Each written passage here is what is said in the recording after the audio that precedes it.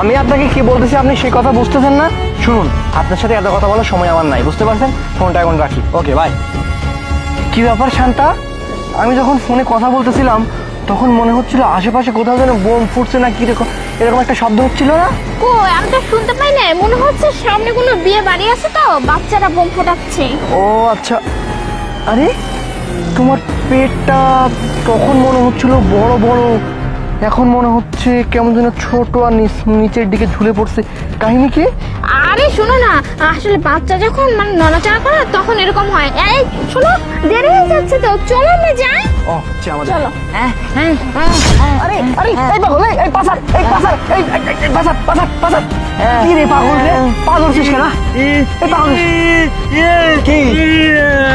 ক্ষুধা লাগছে, ক্ষুধা লাগছে। নয়ন, এই সাহায্য যাচ্ছে, কিছু টাকা দাও না। সাহায্য? দাঁড়া, তোকে আমি কিছু টাকা নিচ্ছি, টাকা নিচ্ছি, দাঁড়া, তোকে আমি কিছু টাকা নিবি।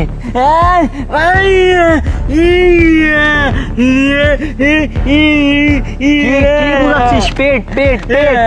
আরে শোনো না, ওর সাথে কি কথা বলতেছো? যে কোনোটা পাগল তো ক্ষতি করে দিতে পারে। চলো না, চলে যাই।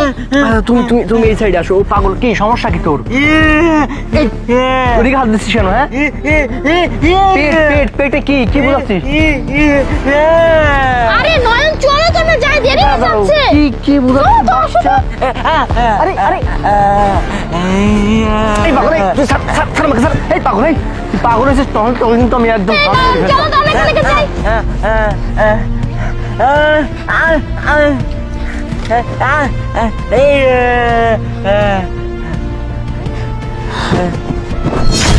আরে এটা কি কি ব্যাপার?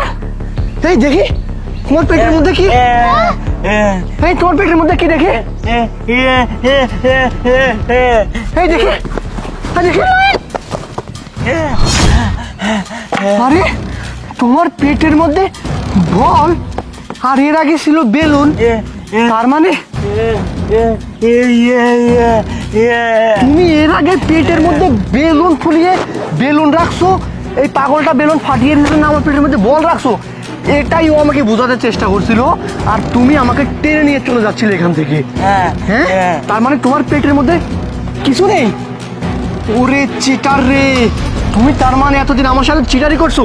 এই ছেলেটা যদি আজকে ভিডিও না করতো, এই বোবা পাগলটা তো আমাকে বুঝতেই দিত না, তাই না? তুমি আমাকে বুঝতে দিত না যে ও সত্যি কথা বলতেছে না মিথ্যা কথা বলছে। ও আমাকে বাচ্চা এগো, তার মানে বোঝাচ্ছিল যে তোমার পেটে কোনো বাচ্চা নেই। দেখছো কেন করছো এসব তুমি আমার সাথে? বলো কেন করছো? নয়ন, তুমি মাথা ঠান্ডা করো প্লিজ। আমি তোমাকে বাড়িতে গিয়ে সব বলছি। এই বাড়িতে গিয়ে সব বলি মানে? তুই বাড়িতে গিয়ে সবই বলে মানে? এতগুলো দিন এতগুলো মাস তুই আমার সাথে নাটক করছিস, আমার আবেগ নিয়ে খেলছিস। তোকে আমি এখন ডক্টরের কাছে নিয়ে যাচ্ছিলাম। এর আগে যখন বারবার ডক্টরের কাছে গিয়েছিলি, ডাক্তারকে ঘুষ দিয়েছিলি তাই না? ঘুষ দিয়ে ভুয়া রিপোর্ট তৈরি করছিলি তাই না? সেজন্য আজকে তুই আমার সাথে এরকম প্রতারণাটা করতে পারলি। সি, তোর লজ্জা করে না? একটা বাবা কত আশা নিয়ে থাকে তার সন্তানের মুখ দেখবে বলে, তুই মা হতে পারবি না এই সত্যিটা তুই আমার কাছ থেকে লুকাইছিস।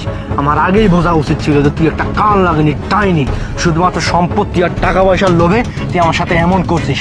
এই পাগলটা আজকে সব সত্যিটা বুঝিয়ে দিয়েছে। তোর খবর আছে? নয়ন প্লিজ, এবারের মতো মাফ করে দাও। তোকে তোকে মাফ করবো না, তোকে আমি দেখে ছাড়বো। তুই আমার বাড়ির 30 সীমানায় যাবি না, তোকে আমি ডিভোর্স দিব। যা, বেরিয়ে যা, বেরিয়ে যা এখান থেকে, বেরিয়ে যা।